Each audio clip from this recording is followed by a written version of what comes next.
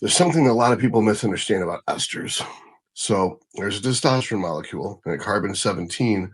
There's an ester added. That's so that when you inject it, it doesn't get absorbed instantly. A test no ester, TNE or test base, gets absorbed so fast, it's not very useful. Propionate is a 3-carbon chain. Prop has like a 2-day half-life.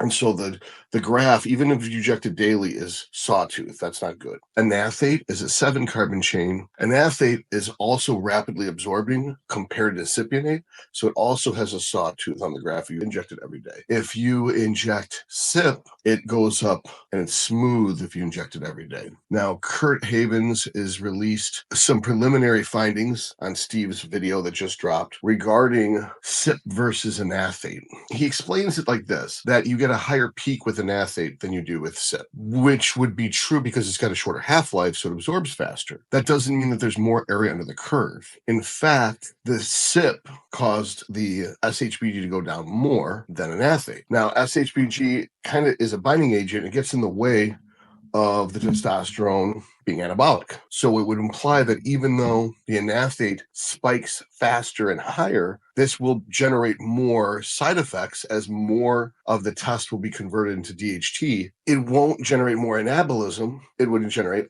less because it's got a higher SHBG. Now, Kurt misunderstands the data, and he says that technically, because it's got a higher peak, it could be more anabolic, but that's not science. So he confabulates mythology with the findings of the study so that anyone who watches this episode is going to be confused and misunderstand that his supposition and mythology was found in the study. So what people are going to walk away thinking, because they're not that smart and it was misunderstood, misrepresented to a crowd of uneducated people, what they're going to hear is that he said test anaphate is more anabolic than test CYP, which is not true. Test anaphate spikes faster and higher than test CYP. But getting spikes in your blood isn't the goal. The goal is stable levels. And some people might say, well, you still get more area under the curve, which isn't true. But even if it was, you could just use more CYP. There's no limit to what you do except for the side effects and blood work permutations as a result.